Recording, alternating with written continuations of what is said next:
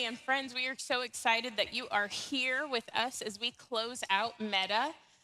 This weekend, we have had a ton of fun, and I have been blessed to be able to share with everybody and talk through our theme for the weekend, which is never give up. God is bigger than the highs and the lows. And so I'll just share once more that as we are in this space together, let's just take a few minutes to hone in and listen to what God has to teach all of us, me included, as we work through the message this evening. So I will recap as we have our families and friends here joining us as well. We've been talking through the story of Joseph.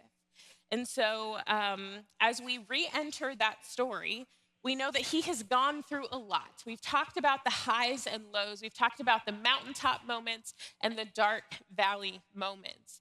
And so, we're going to see Joseph now experience this tension of the good things, but also life mixing with the not so great things. There's a tension there. And so, you'll remember that Joseph, he started out as his dad's favorite, he was the favorite person.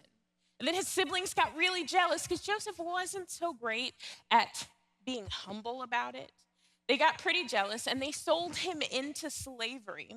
And in the midst of that, Joseph was able to find success in the midst of that struggle, but it was still a struggle because he was in slavery.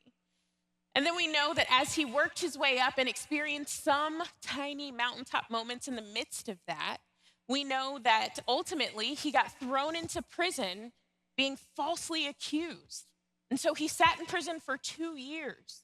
And then while he was in prison, he made these great connections with other people. He used his skills and he interpreted dreams, and he really thought this one person was going to help him get out, and it didn't happen. So he stayed in there for another 2 years. But finally, he got to experience a huge mountaintop moment. By the time he did get out of jail, he was able to help the king so much that the king gave him this massive promotion. And so we see Joseph living into that based off of everything that has happened in his life so far. And so the king, or the Pharaoh, said, "You are the only person who is below me. You are in charge of everybody else." And so Joseph, he prepared everybody for this season of mountaintop moments where they were going to have resources and food and things were going to be really great for 7 years. And then another 7 years were going to come where things were not going to be great. And so we talked about that earlier today. So as we look at those 7 years where things were not great, they were collectively walking through this journey. Well, now we go back and look and see what Joseph's family is like after all this time. And so what we find out is that in the midst of this struggle, Joseph's family does not have the resources they need to survive. Joseph's dad, Jacob, thought he was long dead because that's what his sons told him. Now, we don't know what Joseph's brothers thought. Maybe they thought he had died in prison. Maybe they thought he had died in slavery where they had sold him off to. They have no idea what his story ended up like. But what we do know is they could have never imagined that Joseph would be second in command over all the land. And so here's Joseph in charge of all these things, and he is minding his own business, doing all the things he's supposed to do. He's having all of his meetings. He's doing everything to make sure everybody has these resources. And come one day, when the people who are coming to get the resources are his family, the exact people who betrayed him originally. And so Joseph, he had spent his whole life probably thinking about what it might be like to re-encounter his family, these people. And so when they came in, he recognized them immediately. So think about the position that this puts Joseph in these moments. All of a sudden, these long-lost brothers that maybe he didn't even think he'd ever see again, now they are doing exactly what he said they would do in his dream. Long ago, he had said, "I had this dream that you guys were going to come. You were bowing down to me. It was that dream with the bales of hay. It was that dream with the stars surrounding me." And now all of a sudden it's happening. But now think about the position that he's in, knowing that his family is here, but now he's got this stomach ache because his family is here. The anxiety that comes with that, the fear, the overwhelming desire to run, but also hug them and just not know what to do. The desire to maybe apologize because maybe I didn't handle it right. Maybe I rubbed it in your faces a little too much that I was the favorite. That weight, that crushing weight of hope. Maybe we can get back together. That crushing weight of fear. I don't know if you guys are going to reject me all over again. All of that crashing down on top of him in one moment. And so this moment now, he's on the mountaintop. He's in charge of all of these things. But now he's got all of these feelings and his family standing in front of him. Are they going to love me enough? Why has it been so long? Have they even bothered to look for me? And so then that bitterness, that anger that we talked about, that isolation, that loneliness starts to seep back in. And he has to wonder, why should I even help them? Happy to help the other folks, the folks who didn't betray me. But here are these people that did me wrong. Can I even trust them? And so he wonders, if I turn them away now, will they starve? Is that the position that I would be putting them in? Should I even care about that? Why do I care? All of these thoughts going through his mind. And so what Joseph is presented with is something that we're all probably familiar with, this in-between moment, this tension of figuring out what our next step is supposed to be. When those feelings start to creep back in, and it doesn't feel like you're resting by those green pastures we're talking about. It doesn't feel like you get to relax in those moments. Remember that scripture we talked about? It said, "The Lord is my shepherd. I have all that I need." Now it starts to feel a little shaky. He lets me rest in green meadows. He leads me beside peaceful streams. He renews my strength. He guides me along right paths, bringing honor to his name. Even when I walk through the darkest valley, I will not be afraid, for you are close beside me. Your rod and your staff protect and comfort me. We know that God is with us in the highs and the lows, no matter what. It's a great promise that we can live by. But here's what it says as we get towards the end of that passage. You, God, prepare a table before me in the presence of my enemies. And this is exactly what Joseph is being faced with. These enemies who changed the whole course of his life, now he has to figure out what to do next. He has a choice. And God, who blesses us in spite of the highs and lows of life, did the same thing with Joseph. He can either take those blessings and he can flaunt them in the face of his family that betrayed him, or he can choose a better way. And Joseph is probably nervous, like I would be. He doesn't know if he can trust the people that he sees in front of him. So in the story, he decides to test the waters a little bit. He gives them a couple trials and tasks to accomplish to see if he can trust them, to see how they interact with one another, kind of see if they've changed at all. And over time, he realizes that the years have softened all of them. They've softened his heart and their hearts. And he doesn't want to rub his success in their faces. He doesn't want to cast them away and make them suffer and struggle in the midst of this famine. He wants to invite them in and make room at the table for them. And so the last part of our verse says, "You prepare a table before me in the presence of my enemies. You anoint my head with oil. My cup overflows. Surely your goodness and love will follow me all the days of my life, and I will dwell in the house of the Lord forever." And Joseph, he literally had a table in front of him, a table prepared in front of his enemies. He had this opportunity. But instead of saying, "Hey, this is my table, you guys are not welcome here because of all the things you've done to me," he was vulnerable. And he made room for his brothers at his table. In Joseph's story in Genesis, we read, Joseph told each of his brothers where to sit. And to their amazement, he seated them according to age, from oldest to youngest.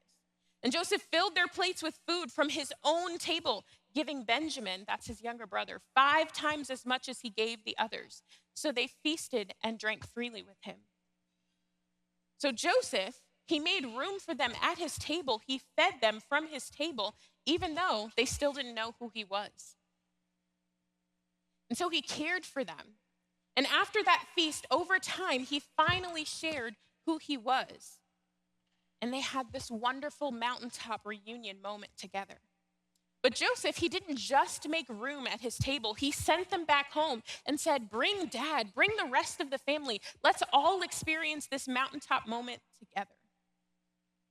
And so we read in scripture, then Pharaoh said to Joseph, now that your father and brothers have joined you here, choose any place in the entire land of Egypt for them to live. Give them the best land of Egypt. Let them live in the region of Goshen. And if any of them have special skills, put them in charge of my livestock too. Now here's this full circle moment where Joseph has had these opportunities to lean into his skill set, to do what God has called him to do. And now he gets to share that with his family. These shepherds who have grown these skills over time now get to use them for other people. In scripture, we read, so Joseph assigned the best land of Egypt, the region of Ramses, to his father and his brothers, and he settled them there, just as Pharaoh had commanded. And Joseph provided food for his father and his brothers in amounts appropriate to the number of their dependents, including the smallest children. See, Joseph had been blessed by God to experience this mountaintop moment. And he didn't just keep it to himself, he chose to share it. And then he took it a step further. Joseph, his cup was overflowing, just like the psalm said. It was overflowing with goodness and with mercy and all these good things. And he shared it with his entire family. And because Joseph had grown up as a shepherd, he knew what it meant to be a good shepherd, a good caretaker, because God had been a good shepherd and a good caretaker for him as well. And this is truly because God is bigger than all the highs and the lows. God is so big that the invitation to God's table includes every single one of us. It includes me and it includes you. And we know that. And so we understand that God has the full picture of our lives. He understands all of the highs and lows that we're going to be going through.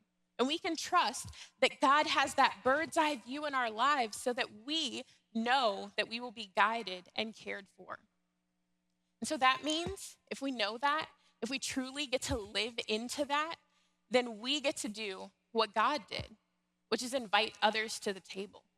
We get to do what Joseph did, which is to invite others to the table, to make room for other people. We extend that invitation. And so, like God did through Jesus, we make room. We always make room because that's what God taught us to do. Because we're going to have those mountaintop moments where our cups are overflowing, and it's our job to share that with others. God's table is open to each and every one of us. And my prayer is that you will choose to take the step to accept that invitation and that you would also pass it on. My friend Natalie is going to come up and she's going to share with you. She's one of our seniors here in Resurrection Student Ministry. And she is a fantastic human who has traveled to Poland on a mission trip over this past summer. So Natalie, why don't you come up and share with us for a minute? Hi. I'm Natalie Ayers, and I'm a current senior at Blue Valley Southwest, and I've been a part of Resurrection Student Ministries for 7 years now. I attend Overland Park on Sunday mornings, and I go to Leewood on Wednesday nights. So Mikiala just shared an amazing message that God is greater than the ups and downs because his table is big and includes everyone. She also reminded us in the good times, don't gloat, invite. So you spent this weekend talking about God's presence in your lives all day, every day. So I'm here to share about a time in my life where I truly felt God's presence and saw his love and saw his invitation to all at work. So right before school started, I got the opportunity to go to Poland with 10 amazing students and young adults, and it was an incredible experience. While I was able to feel God's presence and his love throughout the whole trip, it was most prominent when we attended the Days of Renewal, which is a Methodist conference at a church in Warsaw. Personally, I got to help lead a vacation Bible camp for kids whose parents are ministers, and they were all so much fun to hang out with. But getting ready to go on the trip, I was a little bit nervous about the language barrier, and I was kind of worried it might have hindered the experience, but honestly, it didn't at all, and it was quite the opposite. So there was a group of teenagers just like us, and they showed us around and talked to us and just kind of invited us to hang out with them. And they also were a translator for the kids. They were amazing people. But most importantly, they made me feel welcomed, and their love was just so obvious and pure, and it was an overwhelming love. And I believe that the kids and teens play a big part in the message that we just heard today. So first of all, we were all there to learn and to serve their community, but the kids and the students didn't really see us as people who were there to serve. They just saw us as their friends, but of course, they were still grateful for us to be there. But the teenagers especially were super welcoming to us American teens, and they were just genuinely excited to befriend us and to guide us around. Similarly, we were very glad to be welcomed by them, and we invited them to join us for worship and devotion and just hung out with them a lot and got to know them. So we were able to use God's blessing of the opportunity to go on such an amazing trip. And we used this to bless these wonderful students, and they did the exact same thing to us just by being friendly with us. Additionally, this shows how God's invitation to love is boundless. We are from nations from across the world, yet we still worship and love the same God every day, and we got to do it together. God's invitation to love unites people all around the world. Psalm 23:6 says, "Surely goodness and mercy shall follow me follow me all the days of my life, and I will dwell in the house of the Lord forever." And as cliche as it might sound, God's presence was so strong in Poland, and I could genuinely feel his love and see his light in others. And I've tried to carry this on with me as I came home in everyday life. And although my trip to Poland was a consistent high experience, as you could say, my mountaintop, God was with us the whole time throughout the anxiety of the preparation, the super fun tour days that we had, but also the days that we went to visit the concentration camps, which was generally a very heavy experience. But God made his presence known through the love of others. And I hope that you've all been able to take something away from this weekend and cherish this feeling. I know retreat weekends are so much fun, and it's great to be with all these people that you love. And always remember that God is always with you, no matter what, and you can use his blessing that he gave us to love other people, and you can bless others with it, whether it's just smiling at someone in passing or going on a serve trip, befriending someone new. I hope that you all carry that on with you. Thank you.